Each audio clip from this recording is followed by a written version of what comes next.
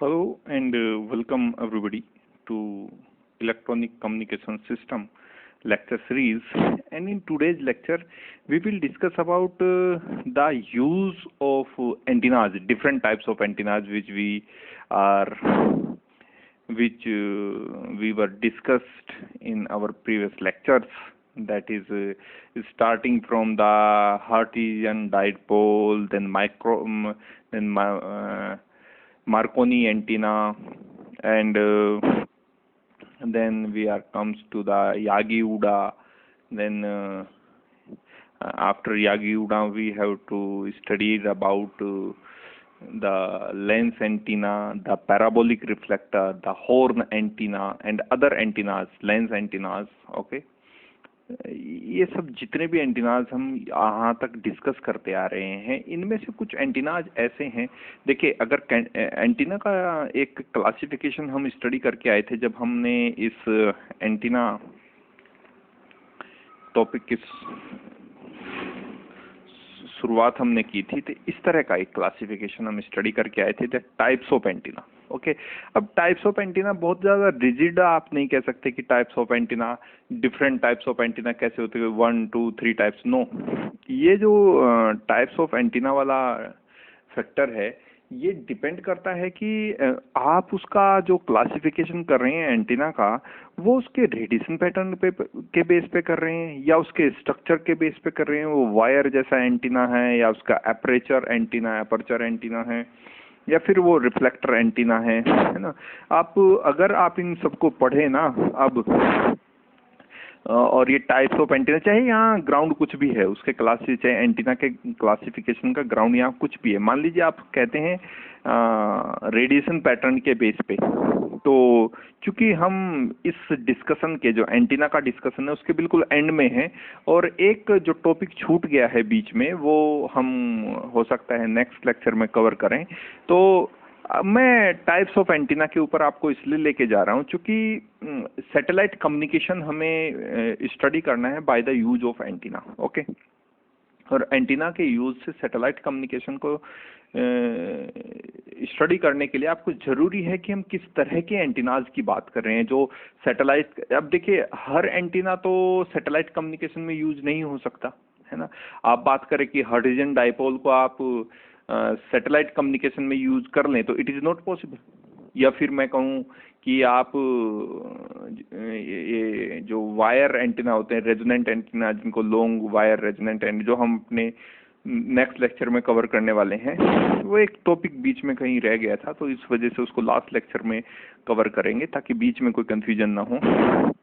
अच्छा, तो types of antenna को हम स्टडी कर रहे हैं और डिफरेंट बेसिस हमने बनाए हैं टाइप्स ऑफ एंटीना को स्टडी करने के लिए। अगर इनको आप देखें ना, अब जिस सिचुएशन में आप हैं और अप्रोक्सीमेटली आपने पूरा सिलेबस एंटीना का कवर कर लिया है, तो अगर आप रेडिएशन पैटर्न की बात करें और उसके बेस पे एंटीना का क्लासिफिकेशन करें, तो वो मेनली दो ही तरह के रेडिएशन पैटर्न हमने स्टडी किए, ओमनी डायरेक्शनल और डायरेक्शनल एंटीना। ओमनी डायरेक्शनल का मतलब इस तरह का, जो आइसोट्रोपिक एक आइडियल एंटीना हम स्टडी करके आए थे अपने इस सिलेबस की शुरुआत में, ये जो हर डायरेक्शन में इक्वल स्ट्रेंथ के सिग्नल को रेडिएट कर सके, इस तरह के एंटीना को या इस तरह के रेडिएशन पैटर्न को, एक्चुअली एंटीना तो कहीं यहाँ होगा, ये उसका रेडिएशन पैटर्न है, उस एंटीना का रेडिएशन पैटर्न है।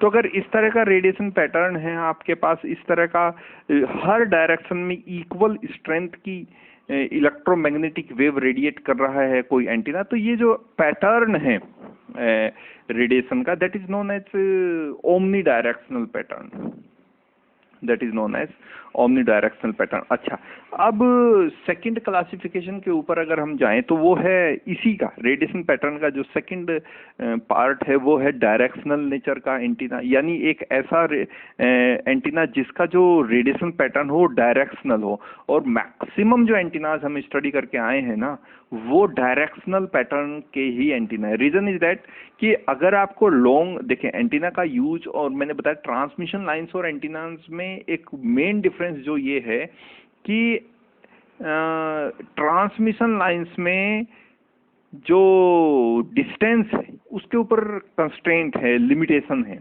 यानी आप ट्रांसमिशन को लाइंस को ऐसा नहीं कि 1000 किलोमीटर तक आप ट्रांसमिशन लाइन बिछा दें, नहीं, ये पॉसिबल नहीं है। लेकिन एंटीनाज ऐसा एंटीना जितने भी तरह के एंटीनाज हम स्टडी करके आए हैं वो सब ऐसा कर सकते हैं। हालांकि लॉसेज वहां थोड़े से बढ़ जाते हैं, लेकिन due to the directivity of antenna, ये जो डायरेक्शनल नेचर है एंटीना की, इसकी वजह से एंटीना ऐसा कर पाता है कि लॉन्ग डिस्टेंस कम्युनिकेशन कर पाता है। ठीक है, तो हमने ओमनी डायरेक्शनल नेचर का एंटीना भी पढ़ा, जो आइसोट्रोपिक एंटीना है, जो हमारा आइडियल एंटीना है। और हमने बहुत सारे डायरेक्शनल एंटीना पढ़े, बहुत डायरेक्शनल, यागी उड़ा से लेके और जितने भी हम आगे तक पढ़ के आए हैं सब एंटीनाज डायरेक्शनल पे। हाँ, कोई बहुत ज्यादा डायरेक्शनल है जो माइक्रोवेव के एंटीनाज है, जो हाल फिलहाल में कुछ लेक्चर्स में हमने स्टडी किए हैं। जैसे हमने स्टडी किया है लेंस एंटीना, बहुत ज्यादा हाईली डायरेक्शनल एंटीना है। पैराबोलिक रिफ्लेक्टर जो आपके घरों पे डिश लगी हैं, बहुत हाईली डायरेक्शनल एंटीना है, सीधे D2S कम्युनिकेशन करता है, आपके सैटेलाइट से सीधे घर तक आपको सिग्नल मिलते हैं, तो इसलिए हम उसको D2S डायरेक्ट टू होम बोलते हैं। ओके, तो ये जो क्लासिफिकेशन है एंटीना का, डायरेक्शनल नेचर ऑफ एंटीना, ये भी हम स्टडी करके, बाकी आप आइसोट्रोपिक एंटीना को छोड़ दे तो हमारा हर प्रयास इस तरफ था, हमारा हर प्रयास इस तरफ था। आप इस लेक्चर को एक समराइज्ड लेक्चर की तरह भी ट्रीट कर सकते हैं, यानी आज तक जो आपने स्टडी किया है एंटीना में, उसको समराइज कैसे किया जाए, है ना। तो सैटेलाइट कम्युनिकेशन का जो टॉपिक है लास्ट में हमारे यूनिट में, वो इसीलिए दिया गया है ताकि जो एंटीनाज का समराइजेशन है वो किस तरह से किया जा सके। तो रेडिएशन पैटर्न के बेस पे हमने क्लासिफिकेशन पढ़ा एंटीनाज का, और वो क्लासिफिकेशन ओमनी डायरेक्शनल टाइप का रेडिएशन पैटर्न हमने देखा, और डायरेक्शनल टाइप का रेडिएशन पैटर्न को भी हमने स्टडी किया। और हमारा पूरा फोकस इस पे था कि हम किसी तरह से डायरेक्टिविटी को बढ़ा सकें, बीम विड्थ अगर बढ़ेगी तो डेफिनेटली जो एंटीना का डायरेक्शनल नेचर है वो भी बढ़ेगा, यानी जो डायरेक्शनल पैटर्न है किसी भी एंटीना का वो इंक्रीज कर जाएगा। अच्छा, दूसरा क्लासिफिकेशन है स्ट्रक्चर को लेकर।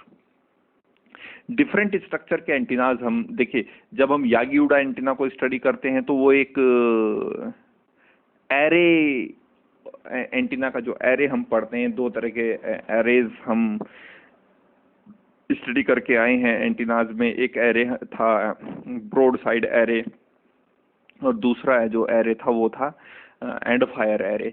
तो ये जो स्ट्रक्चर है ये डिपेंड करता है कि एंटीना का बनावट कैसी है। एंटीना वो वायर एंटीना हो सकता है, लॉन्ग वायर एंटीना, इस तरह के एंटीना को हम नेक्स्ट लेक्चर में कवर करने वाले हैं। ये बीच में कहीं छूट गया था, इस वजह से एक लेक्चर ये मैं लास्ट में इसलिए रख रहा हूँ इसको, क्योंकि ये मिडिल फ्रीक्वेंसी रेंज या हाई फ्रीक्वेंसी रेंज का एंटीना है। और अभी जो आजकल हाल फिलहाल में हम स्टडी कर रहे थे, ये बहुत हाई फ्रीक्वेंसी माइक्रोवेव रीजन के एंटीना है। और मैं आपको क्लियरली बता दूं कि माइक्रोवेव रीजन के एंटीनाज ही सैटेलाइट कम्युनिकेशन में यूज किए जाते हैं। जो लास्ट 3 आप स्टडी करके आए हैं, the horn antenna, the lens antenna and the parabolic reflector antenna, ये तीनों बहुत मेजरली यूज की जाती हैं फॉर सैटेलाइट कम्युनिकेशन, क्योंकि इनकी डायरेक्टिविटी इतनी ज़्यादा है कि ये आराम से सैटेलाइट को कम्युनिकेट कर पाते हैं। बाकी जो एंटीनाज हैं, जैसे हमने पढ़ा यागी उड़ा, या फिर हम पढ़ते हैं dipole antenna, Hertzian dipole, Marconi antenna हम स्टडी करते हैं, तो ये सब अल्ट्रा हाई या वेरी हाई फ्रीक्वेंसी रेंज के एंटीनाज हैं, है ना। वेरी हाई फ्रीक्वेंसी, ये मतलब आप अगर कहीं हाई फ्रीक्वेंसी रेंज या वेरी हाई फ्रीक्वेंसी रेंज, है ना, इस रेंज के एंटीनाज हैं। तो जो सैटेलाइट कम्युनिकेशन में जो हमारा मेन टॉपिक है आज का, वो केवल माइक्रोवेव रेंज के जो एंटीनाज है वही केवल सैटेलाइट तक कम्युनिकेट कर पाते हैं। ऐसा नहीं कि हर एंटीना सैटेलाइट तक कम्युनिकेट कर देगा। अगर आप कहो कि ये अभी हम स्ट्रक्चर के बारे में बात करें तो डाइपोल एंटीना वायर, एक डाइपोल वायर एक ही बात है। तो अगर एक वायर एंटीना है और आप कहें कि इससे मैं सैटेलाइट को कम्युनिकेट करना चाहता हूं, तो it is not possible in practice. Okay, अच्छा, फिर फ्रीक्वेंसी रेंज, ये बहुत बड़ा एक ब्रॉड कैटेगराइजेशन है। इसमें आप ये रखिए कि middle frequency range, high frequency range, very high frequency range, ultra high frequency range, microwave region, इतनी तरह के हमारे पास एंटीनाज हैं, है ना। इस तरह का क्लासिफिकेशन आपने कहीं ना कहीं स्टडी जरूर किया होगा। ये देखिए, जो हाई फ्रीक्वेंसी रेंज है, इसकी जो ब्रॉड कैटेगराइजेशन है वो ये है कि 3 to 30 मेगाहर्ट्ज के बीच की जो फ्रीक्वेंसीज हैं वो उनको हम हाई फ्रीक्वेंसी कहते हैं। जिन फ्रीक्वेंसीज का जो फ्रीक्वेंसी रेंज इस रेंज में है 30 to 300 मेगाहर्ट्ज, तो वो वेरी हाई फ्रीक्वेंसी है। या फिर मैं कहूँ कि 300 to 3000 मेगाहर्ट्ज, ये अल्ट्रा हाई फ्रीक्वेंसी रेंज है। और इससे भी ज्यादा जो गीगा हर्ट्ज की रेंज की फ्रीक्वेंसी, वो माइक्रोवेव रीजन में आते हैं। ये अभी लूप एंटीना की कैटेगराइजेशन आपको अगर ये देखिए, high frequency 3 to 30 megahertz, very high frequency 30 to 300 megahertz, ultra high frequency 300 to 3000 megahertz, और माइक्रोवेव फ्रीक्वेंसी जो है वो 1 किलोहर्ट्ज, या फिर आप सीधे कहें 1 kilohertz to 100 gigahertz, 100 gigahertz range की जो फ्रीक्वेंसीज हैं, उनको कम्युनिकेट आप इस तरह के एंटीना से नहीं कर सकते। वायर एंटीना से आप इस तरह की फ्रीक्वेंसी को कम्युनिकेट नहीं कर सकते। यानी सैटेलाइट के कम्युनिकेशन के लिए हमें एंटीना भी उसी रेंज का चाहिए होता है। ओके, तो इस स्ट्रक्चर की बात हुई। अच्छा, फ्रीक्वेंसी पे हम बात कर रहे थे, तो फ्रीक्वेंसी पे जितने मैंने आपको अभी बताया है ना, high frequency 3 to 30 megahertz, very high frequency 30 to 300 megahertz, okay, ultra high frequency 300 to 3000 megahertz, और माइक्रोवेव रीजन जो 100 गीगाहर्ट्ज तक के रेंज की एनर्जीज हैं, उनके बेस पर भी हम एंटीनाज का क्लासिफिकेशन कर सकते हैं। और ये जो लास्ट वाली रेंज है ना, अल्ट्रा हाई फ्रीक्वेंसी और माइक्रोवेव रीजन के जो एंटीनाज हैं, उन्हीं के थ्रू हम सैटेलाइट तक कम्युनिकेट कर पाते हैं। ओके, केवल। अच्छा, तीसरा नेक्स्ट जो क्लासिफिकेशन वो पोलराइजेशन के बेस पे, और पोलराइजेशन एक बहुत सिंपल है, हॉरिजॉन्टल एंटीना होगा और वर्टिकल एंटीना होगा, depending upon the direction of electric field. अगर इलेक्ट्रिक फील्ड का डायरेक्शन हॉरिजॉन्टल डायरेक्शन में, तो एंटीना हॉरिजॉन्टल कहलाता है, और अगर इलेक्ट्रिक फील्ड का पोलराइजेशन वर्टिकल डायरेक्शन में है, तो वो antenna polarisation vertically polarised antenna कहलाता है। तो ब्रॉड क्लासिफिकेशन अगर मैं आपको कहूं तो ये दोनों हैं। ये एक तो स्ट्रक्चर एक बहुत बड़ा रोल प्ले करता है। देखिए, जब हम लेंस एंटीना को डिस्कस कर रहे थे, तो लेंस एंटीना की डायरेक्टिविटी इतनी अच्छी है क्योंकि देखिए, एक तो आपके पास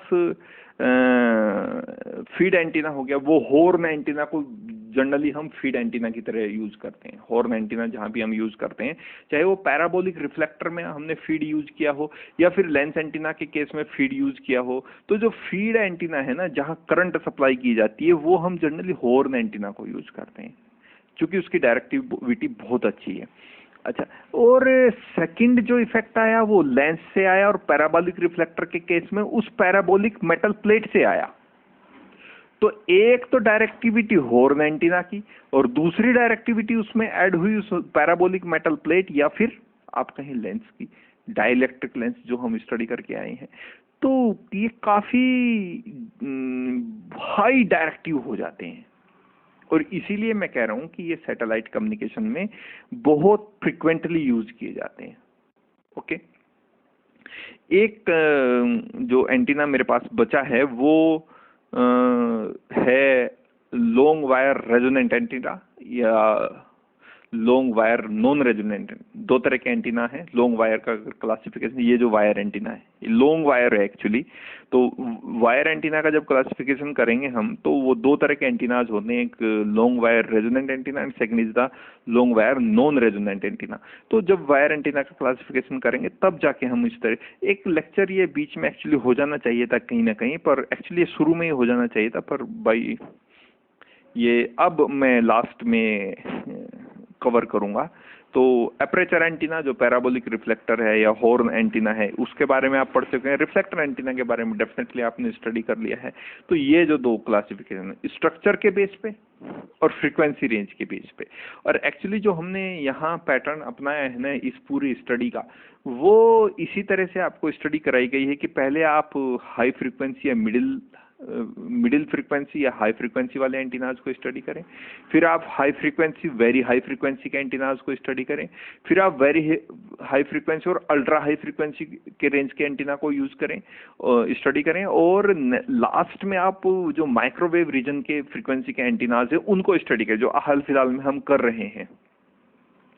तो ये ब्रॉड क्लासिफिकेशन था, और ये सब एंटीनाज हम स्टडी करके आए, चाहे ओमनी डायरेक्शनल नेचर का पैटर्न हो, चाहे डायरेक्शनल नेचर का पैटर्न हो, वायर एंटीना हो, aperture, reflector, RF, microwave, horizontal, vertical, ये सब हमने स्टडी कर लिया है। ओके, तो अब हम बढ़ते हैं अपने मेन टॉपिक की तरफ, and that is about the satellite communication. Okay, satellite communication, इन्हीं जो टॉपिक्स हम स्टडी कर रहे हैं आजकल, उन्हीं के बेस पे हम सैटेलाइट कम्युनिकेशन को स्टडी करने वाले हैं। So let's start this topic, the satellite communication. और मैंने आपको बताया कि सैटेलाइट कम्युनिकेशन में आप हर एंटीना को यूज नहीं कर सकते। सैटेलाइट कम्युनिकेशन में केवल और केवल आप उन्हीं एंटीनाज को यूज करेंगे जो कम से कम अल्ट्रा हाई फ्रीक्वेंसी रेंज के एंटीना हो, या फिर माइक्रोवेव रीजन में यूज की होने वाले एंटीनाज हो। Okay, so this satellite communication, high gains and narrow beam width, high gains and narrow beam width are specially required for microwave antennas. ठीक है, माइक्रोवेव एंटीनाज के लिए दो जो कैरेक्टरिस्टिक्स हैं वो ये दो हैं, उनके गेन्स हाई होने चाहिए और उनकी जो बीम विड्थ हो वो नैरो होनी चाहिए। रीजन इज दैट अगर ये नैरो नहीं हो तो वो हाईली डायरेक्टिव एंटीना नहीं हो पाएंगे। तो बीम विड्थ नैरो होने से उनका जो डायरेक्शनल पैटर्न है, एंटीनाज का जो डायरेक्शनल पैटर्न है, उसमें एक बहुत अच्छा रिजल्ट हमें देखने को मिलता है ना, जब फाइन बीम विड्थ होगी। इसी वजह से जो एंटीना की जो डायरेक्टिविटी है वो बहुत इंक्रीज कर जाती है। Okay, so high gains and narrow beam width are specially required for microwaves antennas. Okay, there are many reasons for this, इसके बहुत सारे कारण हैं। Reason with the chief ones being receiver noise, reducing power output per device as frequency raised, and desire to minimize the power radiated in unwanted directions, है ना। जो हम side lobes या फिर हम कहते हैं बैक लोब्स, वो जो अनवांटेड डायरेक्शंस में रेडिएशन है, हम नहीं चाहते कि वहाँ बैक लोब्स हों, वहाँ साइड लोब्स हों, पर वो एक प्रैक्टिकल फीचर है, एनर्जी डिसिपेशन का एक प्रैक्टिकल फीचर है कि हम जितनी पावर सप्लाई कर रहे हैं एंटीना को, वो पूरी की पूरी जो पावर है वो उसको एक पर्टिकुलर डायरेक्शन में थ्रो करनी चाहिए, ऐसा होना चाहिए, लेकिन ऐसा नहीं हो पाता है, practically it is not possible. तो कुछ जो अनवांटेड डायरेक्शंस में एनर्जी का डिसिपेशन होता है, उसको कम करने के लिए, ओके, रिड्यूसिंग पावर आउटपुट पर डिवाइस, इसको कम करने के लिए, और नॉइज, रिसीवर नॉइज को कम करने के लिए, इन सब को कम करने के लिए हम माइक्रोवेव एंटीनास को यूज करते हैं। इन सब को कम करने के लिए हम माइक्रोवेव एंटीनास को यूज करते हैं। Okay, a large number of microwave antennas is incorporate the paraboloid reflector in their constructions. Okay, paraboloid reflector आप स्टडी करके आए हैं, बहुत सारे माइक्रोवेव एंटीना के जो हैं हमारे पास अवेलेबल हैं, उनको हम पैराबोलॉइड रिफ्लेक्टर में एक फीड की तरह यूज करते हैं, चाहे वो हॉर्न एंटीना को यूज कर लीजिए, यागी उडा एंटीना को यूज कर लीजिए। ओके, फीड एंटीना की तरह यूज करना, क्योंकि देखिए पैराबोलिक रिफ्लेक्टर एंटीना जो डिश एंटीना आपके घरों पे लगे हुए हैं, वो सब पैराबोलिक रिफ्लेक्टर ही तो हैं। और उनमें जो एलन जिसको हम बोलते हैं वही तो है हमारा हॉर्न एंटीना। या जरूरी नहीं कि वो हॉर्न ही हो, पर वो फीड एलिमेंट है, करंट उसमें सप्लाई होता है। पैराबोलिक रिफ्लेक्टर एक पैरासिटिक एलिमेंट है, जो ड्राइवन एलिमेंट है उस केस में वो एलन है, जिसमें करंट आरएफ करंट को सप्लाई किया जाता है, जिसमें आरएफ करंट को सप्लाई किया जाता है वो उस केस में एलन है। और जो इसका मतलब जो ड्राइवन एलिमेंट हुआ पैराबोलिक रिफ्लेक्टर के केस में वो फीड एंटीना हो, और जो पैरासिटिक एलिमेंट हो पैराबोलिक रिफ्लेक्टर मेटल सीट हुई, जिससे वो जो स्फेरिकल वेव फ्रंट है वो पैरेलल या प्लेनर वेव फ्रंट में कन्वर्ट होते हैं। Okay, so a large number of microwave antennas incorporate the paraboloid reflector in their construction. Such a reflector is made of metal and has the same properties of radio waves that an optical mirror has for light. इसकी ठीक वैसे ही काम करता है जैसे कोई optical mirror light के case में काम करता है, ठीक उसी तरह से ये जो मेटल पैराबोलिक सीट है मेटल की, ये इस रिफ्लेक्टर का काम करते हैं ठीक वैसे ही जैसे एक ऑप्टिकल मिरर लाइट वेव्स को रिफ्लेक्ट करता है। ठीक उसी तरह से ये जो मेटल पैराबोलिक मेटल सीट है ये इलेक्ट्रोमैग्नेटिक वेव को रिफ्लेक्ट करती है, और वो इलेक्ट्रोमैग्नेटिक वेव सीधे सैटेलाइट तक पहुंचती है और हमारा कम्युनिकेशन उस सैटेलाइट तक बना है, चाहे हमें सिग्नल को रिसीव करना हो या फिर सिग्नल को ट्रांसमिट करना हो। ठीक है, क्योंकि हमारे घर पे जो डिश एंटीनाज लगे हैं वो केवल रिसीवर हैं, वो ट्रांसमीटर नहीं है। ओके, ट्रांसमिटिंग जो स्टेशन होगा वो तो अलग कहीं होगा, वो ट्रांसमिटिंग स्टेशन उस सैटेलाइट को कम्युनिकेट कर रहे हो, यानी वो जो पर्टिकुलर चैनल की फ्रीक्वेंसी है, मान लीजिए आप जी टीवी देखते हैं, आप कलर टीवी देखते हैं, आप इस ESPN स्पोर्ट्स देखते हैं, सोनी टीवी देखते हैं, तो वो जो एक पर्टिकुलर टीवी चैनल है वो उसके लिए एक पर्टिकुलर फ्रीक्वेंसी को अलॉट किया गया है, वो उसी फ्रीक्वेंसी पे ट्यून्ड होगा। हम ट्यूनिंग कहते हैं ना कि डिश टीवी एंटीना की रेंज या उसकी डायरेक्शन को सेट करना, वो इसी कारण है। तो मान लीजिए सोनी टीवी आपको रन करना है, वो 300 मेगाहर्ट्ज पे रन होगा, तो 300 मेगाहर्ट्ज पे जब सोनी टीवी को आपको रन करना है तो ट्रांसमिटिंग स्टेशन से वो फ्रीक्वेंसी जाती है सैटेलाइट तक, और सैटेलाइट उस फ्रीक्वेंसी को वापस भेजता है आपके घरों तक, वो उस एलन के थ्रू रिसीव की जाती है, और पैराबोलिक रिफ्लेक्टर के थ्रू, पैराबोलिक रिफ्लेक्टर एक्चुअली उसमें सैटेलाइट से जो आ रही हैं, जो सैटेलाइट से हमारे पास इलेक्ट्रोमैग्नेटिक वेव्स आ रही हैं, उनको वो पैराबोलिक रिफ्लेक्टर से टकराती हैं और उनको रिसीव करता है वो एलन, जो हॉर्न एंटीना या ग्यूड एंटीना जो भी जिस केस में भी जो लगा है उनको वो रिसीव करता है, और वो एक केबल के थ्रू जुड़ा रहता है सेटअप बॉक्स से, वो सिग्नल जाते हैं सेटअप बॉक्स तक, और सेटअप बॉक्स जुड़ा रहता है हमारे टीवी तक, और वो सिग्नल जाते हैं हमारे पास। 300 मेगाहर्ट्ज का मैंने एग्जांपल दिया था, तो 300 मेगाहर्ट्ज के सिग्नल जाते हैं हमारे टीवी में, और जो सोनी टीवी उस सिग्नल उस फ्रीक्वेंसी पे ट्यून्ड है 300 मेगाहर्ट्ज पे, एग्जैक्टली वही टीवी चैनल आपके यहाँ ओपन हो जाता है ना। पर बहुत सारे फ्रीक्वेंसी, जैसे आप चैनल रिमोट की जरूरत क्यों पड़ती है, वो रिमोट क्या करता है, रिमोट उस फ्रीक्वेंसी को चेंज कर देता है, रिमोट उस फ्रीक्वेंसी को चेंज कर देता है जिस फ्रीक्वेंसी, मान लीजिए आप सोनी टीवी देख रहे हैं और आप ESPN देखना चाहते हैं, तो आप उस चैनल को चेंज करते हैं, तो चेंज करने का मतलब क्या है, वो फ्रीक्वेंसी को चेंज करते हैं आप। सेटअप बॉक्स में के थ्रू कनेक्शन होता है उस रिमोट का, तो उस फ्रीक्वेंसी को चेंज कर देते हैं। अब 300 पे सोनी नहीं आएगा, 310 मेगाहर्ट्ज पे अब ESPN जो चैनल है वो प्ले होगा।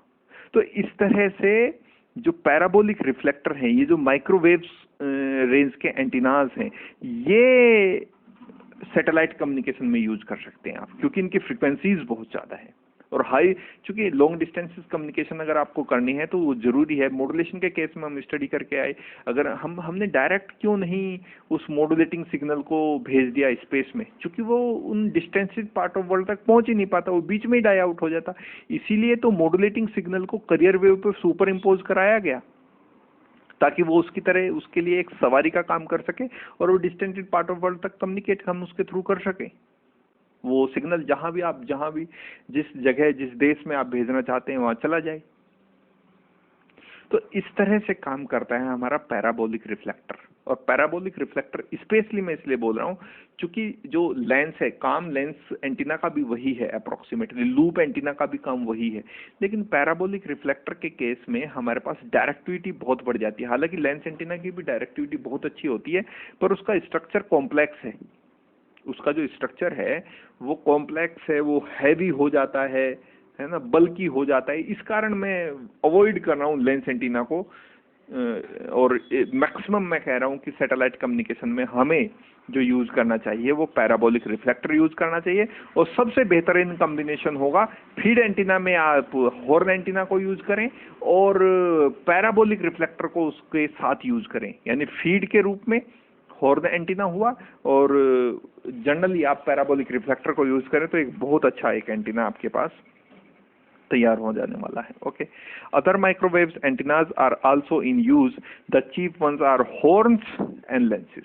लेंसेज को मैं इसलिए अवॉइड कर रहा हूँ क्योंकि इनका जो स्ट्रक्चर है वो काफी हैवी हो जाता है, बल्कि हो जाता है, ये काफी हैवी वेट ये हो जाते हैं, तो इस कारण सबसे बेहतर है हॉर्न का कॉम्बिनेशन और पैराबोलिक रिफ्लेक्टर का।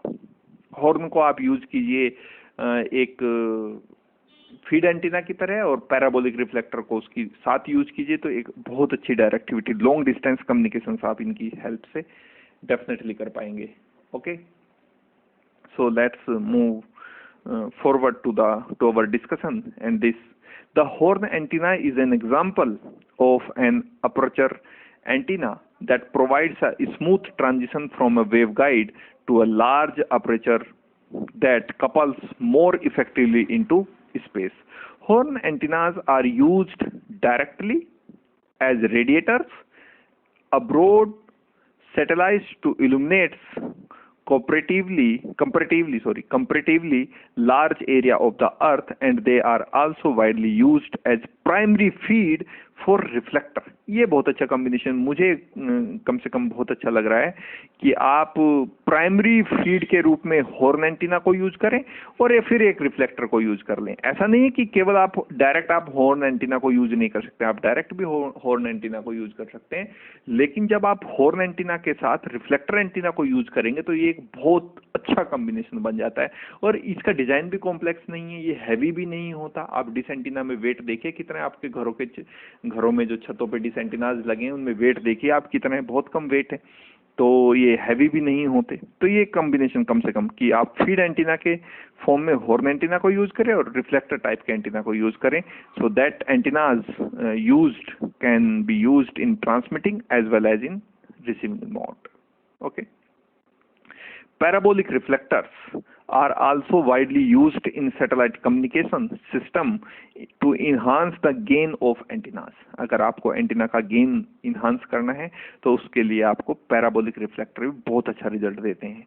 This type of antennas is seen in many home installation for the reception of TV signals. जो मैं आपको बता रहा हूँ यही तो डिस्कस कर रहे हैं हम कि जो आपके घरों पे डिश एंटीनाज लगे हैं वो सब के सब पैराबोलिक रिफ्लेक्टर के फॉर्म में काम करते हैं और उनका बहुत ज़्यादा इफेक्टिवनेस आ जाएगा अगर आप फीड के फॉर्म में आप वहाँ हॉर्न एंटीना को यूज कर लें। Okay, now to conclude this topic, the main advantage of parabolic reflector antenna is its high directivity. और ये डायरेक्टिविटी ना आप बहुत अमाउंट तक इंक्रीज कर सकते हैं, बस आपको फीड एंटीना की फॉर्म में आपको हॉर्न एंटीना को यूज करना है। एक डायरेक्टिविटी मिलेगी हॉर्न एंटीना से, दूसरी डायरेक्टिविटी मिलेगी पैराबोलिक रिफ्लेक्टर से, और ये एक हाईली डायरेक्टिव एंटीना हो जाएंगे जो माइक्रोवेव रेंज के एंटीना है, जो सैटेलाइट कम्युनिकेशन में डेफिनेटली बहुत अच्छे से यूज किए जा सकते हैं। Okay, it fits well for noisy locations where other antennas factually do not work. Parabolic reflector को आप नॉइजी लोकेशंस पे भी फिट कर सकते हैं जहां और एंटीनाज अगर आप यूज करेंगे तो वो फिट नहीं होते उस सिचुएशन में, नॉइजी सिचुएशन में और एंटीनाज को आप अच्छे से यूज नहीं कर पाते। तो बेहतर है कि आप उन सिचुएशंस में किसका यूज करें, पैराबोलिक रिफ्लेक्टर्स को यूज करें। Okay, thus microwave or ultra high frequencies antennas can frequently be used in satellite communication. तो सैटेलाइट कम्युनिकेशन अगर आपको करना है तो बेहतर रहेगा आपके लिए कि आप माइक्रोवेव रीजन के एंटीनाज को यूज करें, आप लेंस एंटीना यूज करें, आप हॉर्न एंटीना यूज करें, आप पैराबोलिक रिफ्लेक्टर एंटीना यूज करें, या फिर अल्ट्रा हाई फ्रीक्वेंसी या वेरी हाई फ्रीक्वेंसी रेंज के एंटीनाज हैं, यागी उड़ा एंटीना है, लूप एंटीना हमारे पास वहां है, उनको भी आप कम्युनिकेशन में यूज कर सकते हैं। पर फ्रिक्वेंटली मैं आपको बोलूं बहुत, तो आप माइक्रोवेव रेंज के जो एंटीनाज हैं इनको अगर प्रिफरली यूज करें फॉर द सैटेलाइट कम्युनिकेशन तो ये बहुत अच्छा रिजल्ट देने वाले हैं। इनका जो रिजल्ट रहेगा कम्युनिकेशन में बहुत अच्छा रहने वाला है। Okay, so this is all about the satellite communication. Satellite communication में आप डिफरेंट टाइप्स के एंटीनाज को यूज कर सकते हैं। इस लेक्चर में हमने एक तरह से पूरे यूनिट को समराइज भी किया है और साथ ही साथ सैटेलाइट कम्युनिकेशन हम कैसे कर सकते हैं एंटीनाज के थ्रू वो भी हमने यहाँ डिस्कस किए हैं। नेक्स्ट एक लेक्चर में हम डिस्कस करने वाले हैं मिडिल फ्रीक्वेंसी रेंज का एक एंटीना जो छूट गया है, वो हम डिस्कस करने वाले हैं। आप उसे कह सकते हैं हाई फ्रीक्वेंसी रेंज एंटीना या middle frequency range antenna, and that is long wire antenna. Okay, so that will be discussed in the next lecture. So thank you for now and meet you into the next one. Thank you.